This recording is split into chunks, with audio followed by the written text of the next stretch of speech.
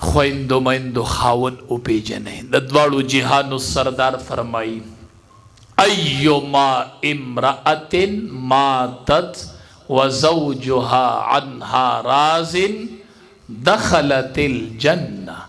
امام الانبیاء فرمائی چې کوم زنانه مړه شوله او وروسته سره یو خبره چلیدله، یو سرټیفیکیټ ورسره پاتې شو. زنانه مړه شوله او یو سرټیفیکیټ دی ورسره. څه سرټیفیکیټ دی؟ نفلی روجی دی ورسره؟ نه. عمری دی ورسره؟ نه.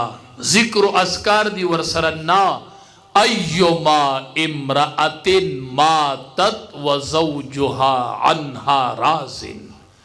دا وفات شولا او خاون تین رضا و بس دان سره د خاون د رضا سرټیفیکیټ وړو چې تلا د خاون رضا ور سره وا.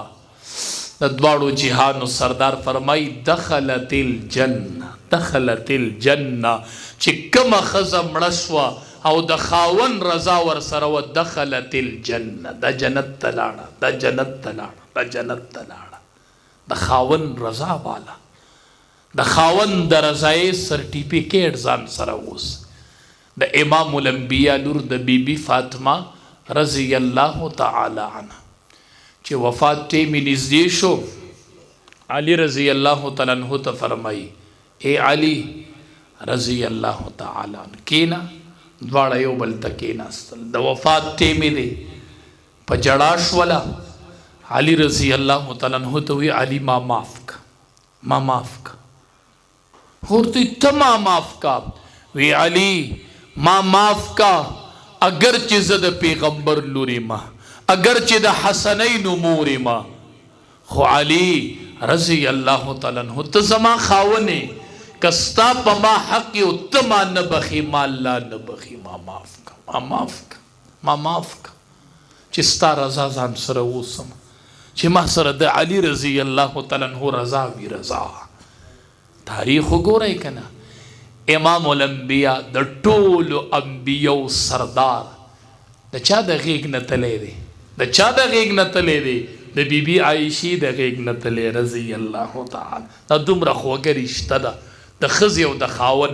بیبي عایشه رضی الله تعالی عنها فرمایي وی چې د انبیاء سردار مې رسختو، نمبر زمو، کور زمو، غیږ زماوه، لاړې مې ورسرم شریکې کړې دي چې رسختو مې، کور زمو، نمبر زمو، غیږ زماوه، لاړې زماوې. ما ستاسو پیغمبر د خپلې غیږ نه رسخت کو، ساتې نه زما غیږ کې وتلی.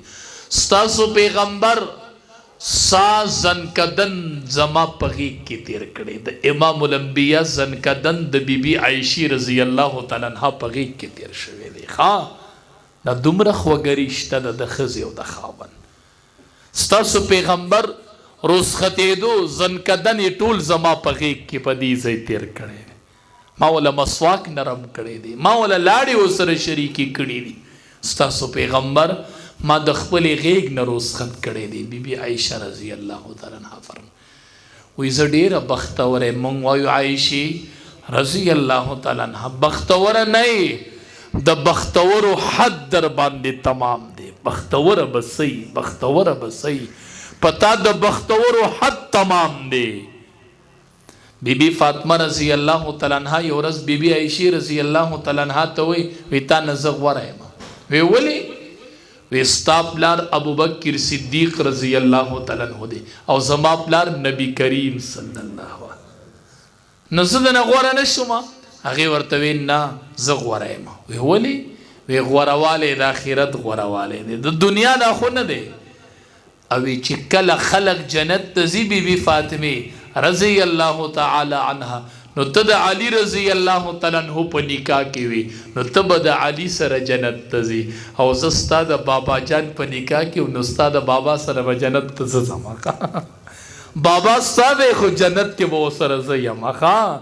ته به د علی رضی الله تعالی عنہ سره جنت ته ځي.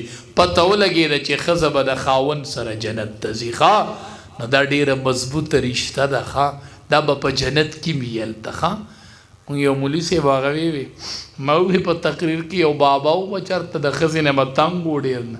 وی چې د دې د پلانکو د مور نه بل تم نه خلاصېږم هلته به هم د پلانکو دا موري ما ورته چې بابا دا به هلته د پلانکو مور نه وي دا به هلته د اویو حورو سردار وي دا به ته پیژنې هم نه مړه دی به هلته اویا جوړي اغوستي او په اویا جوړو کې به یې دنده پنډۍ ښکاري او په پنډۍ کې به یې دنده نلۍ ښکاري نه بل ته څوکي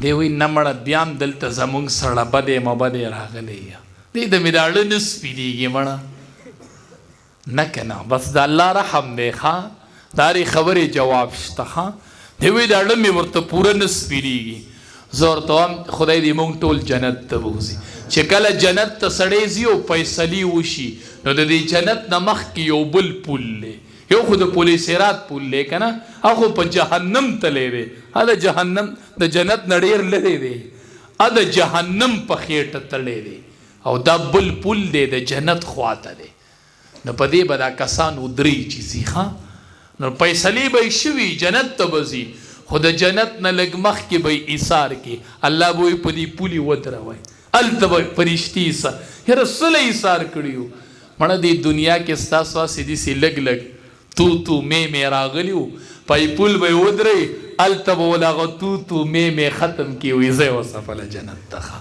دا هر څه به الله ختم کړي خو خدای دې مونږ جنت ته بوځي ښه وایه وایي دا ښځه دې را سره خو چې جنت یې مړه ښه دا تاسو د جنت نعمتونه لیدي ښه نو اویا جوړې به یې اغوستې نو ته به وایې چې اویا جوړې واغوندې نه خو به ډېر ډمبر نه جوړې داسې چې اویا جوړې سړی واغوندې هې ساده بنده دا جوړې به د نوري د نور جوړه ډمبر نه جوړې که نه ته د جنت نعمتونه نه دي لیدلي که نه ته خو هغې جوړو ته دا مه وایه که نه تا خوره لیدلې